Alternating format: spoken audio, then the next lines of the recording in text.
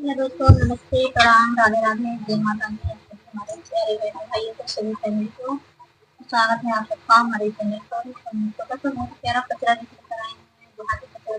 बहुत ही प्यारा है। सुनिए आप लोग और कमेंट करके जरूर बताइएगा कि कचरा हमारा कैसा लगा है। वीडियो अच्छी लगे लाइक सब्सक्राइब करना। तो चलिए आप कटबै हम लवंगिया रुनबै फुलवरिया रोकी दे बैना हाकी रोकी दे बैना भवरा तोरी डगरिया रोकी दे बैना भवरा तोरी डगरिया रोकी दे बैना कटबै हम लवंगिया रुनबै फुलवरिया रोकी दे बैना रोकी दे बैना भवरा तोरी डगरिया रोकी दे बैना ज्ञान फुलवाया भने शीतल माई चढ़ऊ गयो वही रे फुलवना हो वही रे फुलवना भवरा दियाले जुठारियो वही रे फुलवना भवरा दियाले जुठारी रे वही रे फुलवना कटबै हम लवंगिया फुलवरिया हो कि रोकी दे बैना हो कि रोकी दे बैना भवरा तोरी डगरिया कि रोकी दे बैना भवरा तोरी डगरिया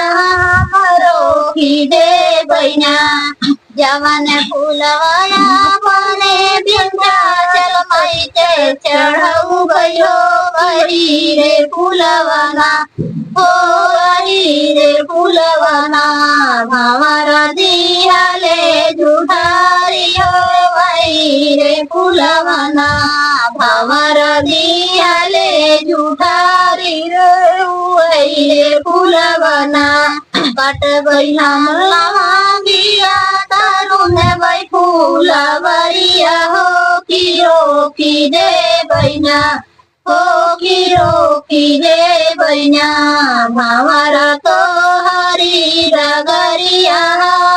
रोकी दे बैना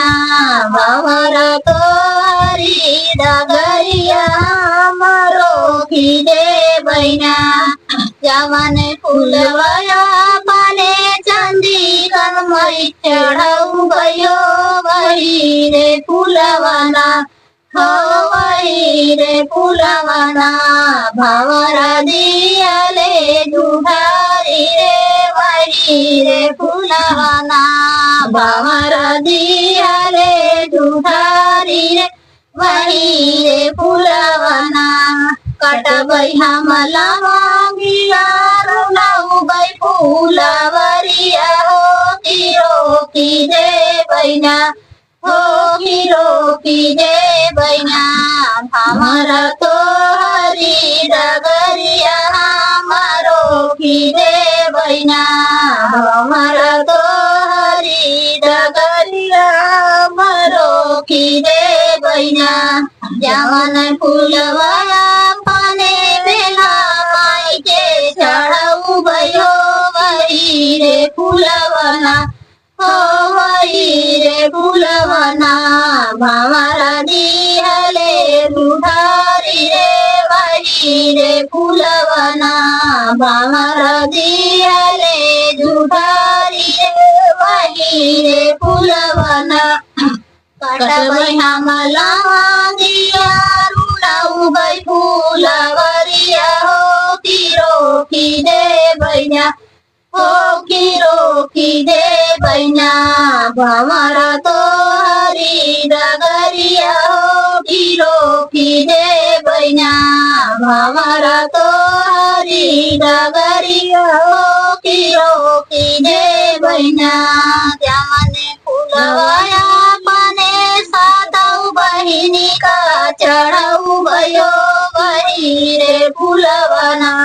हो वही रे फुलवना भवर दियाले जुठारियो वही रे फुलवना भवर दियाले जुठारियो वही रे फुलवना काटबै हम लवंगिया रुनाउ गई फुलवरिया हो रोकी दे बैना हो रोकी दे बैना भवर तोहरी डगरिया मारो की दे बैना भवर तोहरी डगरिया हो रोकी दे बैना।